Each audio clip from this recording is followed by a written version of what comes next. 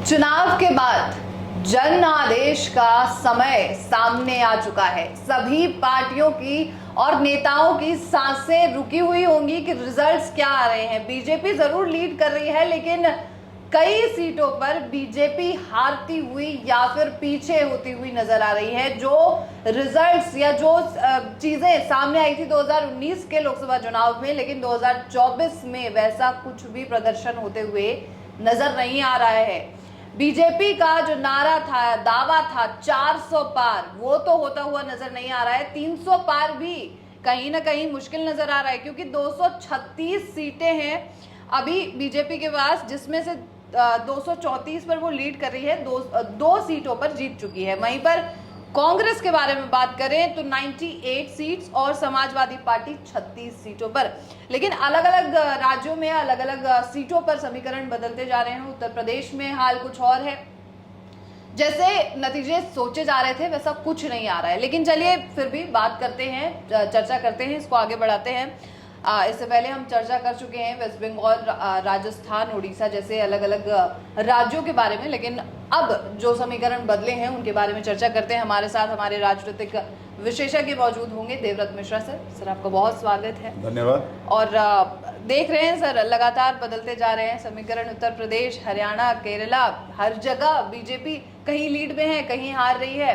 जो एक्सपेक्टेशन जिस सीट से थी वो एक्सपेक्टेशन पूरी नहीं हो रही है, क्या कहेंगे? देखिए, मैं जैसे लास्ट हम जब बात कर रहे थे उसमें भी यही बात हो रहा था कि उत्तर प्रदेश जो है वो मेजर फैक्टर बन गया इस जो रिजल्ट में। जो थोड़ा सा भी कमी हुई है बीजेपी के लिए, वो उत्तर प्रदेश तो मेन है। उत्तर प्रदेश में समाजवादी पार्टी का जो ये रिजल्ट आया हुआ है उसमें ज्यादातर मीनिंग तो यही है कि समाजवादी पार्टी और कांग्रेस के जो दोनों ने हाथ मिला लिया, एंड जो उनका स्लोगन था कि हाथ ने मजबूती से पकड़ लिया बिल्कुल बिल्कुल। उससे क्या हुआ, क्लैरिटी हो गया मुस्लिम वोटर्स के लिए, जो माइनॉरिटी वोटर्स हैं, मुस्लिम वोटर्स है, उनको लिए बड़ा क्लैरिटी हो गया। उनको ये लगा कि भाई अब हमें ये नहीं सोचना है कि बीजेपी के बदले में हमें किसको वोट देना है।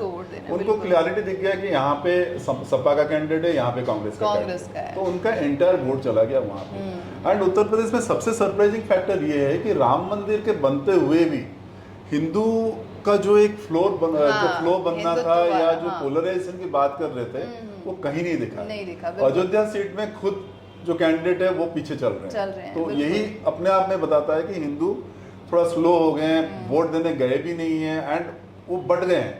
अपने कास्ट समीकरण में बढ़ गए हैं। बिल्कुल बिल्कुल। एंड समाजवादी पार्टी का खास करके ओबीसी को लेके जो कार्ड उन्होंने प्ले किया वो काम कर गया।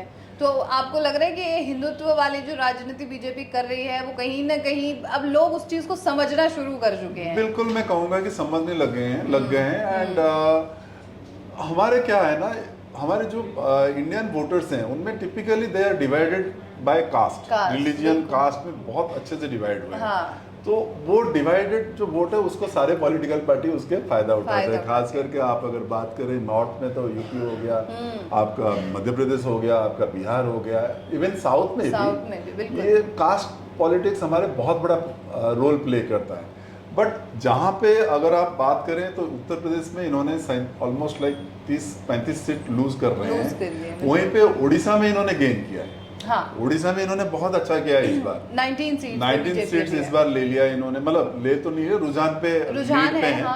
एंड जहाँ लास्ट ईयर उनको ओनली 10 सीट या 8 सीट मिला था, तो उस हिसाब से उन्होंने 8 सीट मिला था उनको, एंड 12 सीट मिला था बीजेडी को। इस बार बीजेडी को एक ही सीट मिल रहा है। एंड दूसरी बार साइड पे ये भी है कि उड़ीसा स्टेट में भी अगर गवर्नमेंट बनाना है तो मुझे लग रहा है बीजेपी को बहुमत मिल रहा है, बीजेपी गवर्नमेंट बनाएगा वहाँ पे।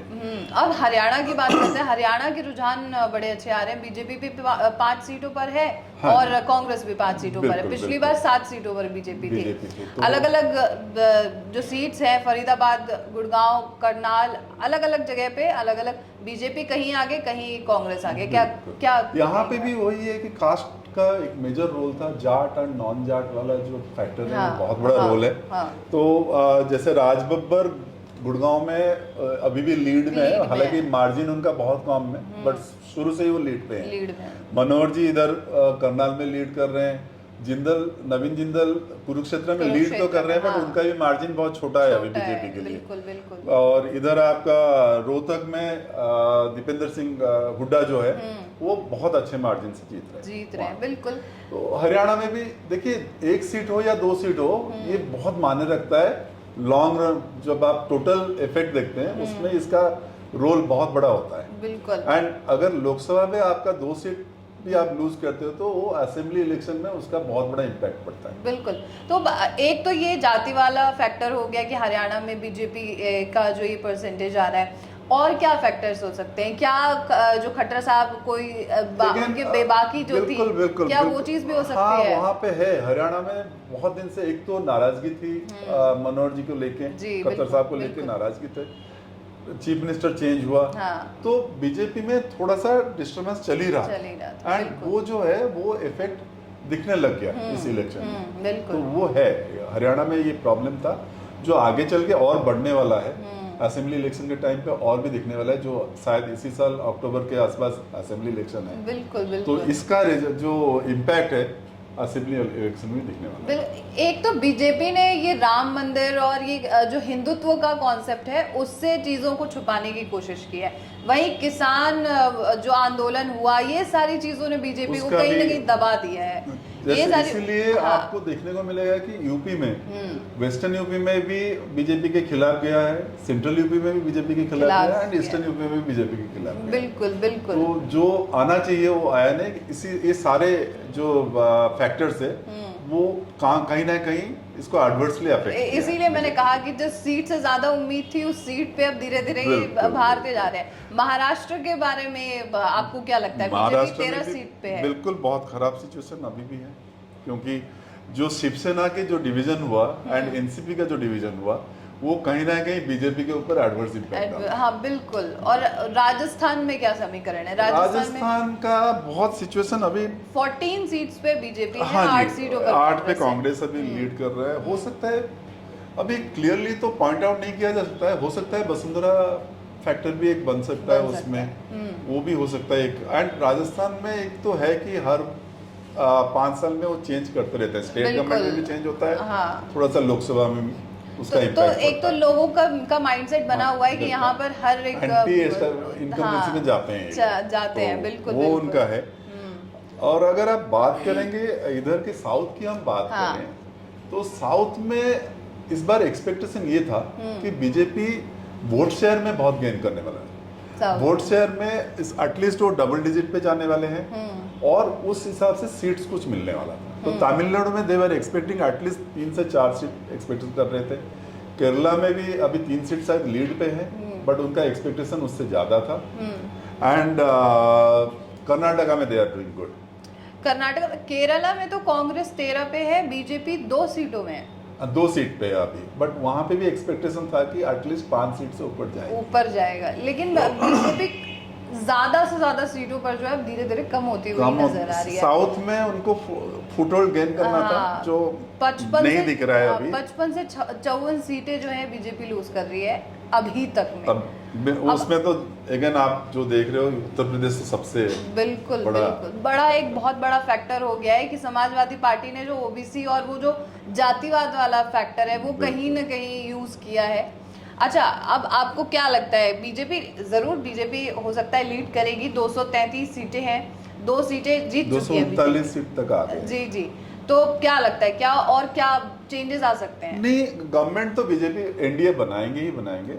हो सकता है जेडीयू, अब पता नहीं आगे चल के जब पूरा फाइनल रिजल्ट आ जाए उसके बाद जेडीयू का क्या रोल रहेगा एंड चिराग पासवान वाला वो फैक्टर क्या रहेगा, वो बहुत बड़ा रोल प्ले करने वाला है जब इलेक्शन का रिजल्ट आने वाला है। बिल्कुल। तो ये कांटे का टक्कर है एंड थोड़ा सा बैलेंस में है, एब्सोल्यूट मेजोरिटी मिल जाएगा इसको, बट जेडीयू का रोल थोड़ा सा दिखेगा उसमें क्या करना है। और एक तो समाजवादी पार्टी का ये हो गया। अब कांग्रेस की बात करते हैं। उत्तर प्रदेश में कांग्रेस का क्या वो रोल दिख रहा है?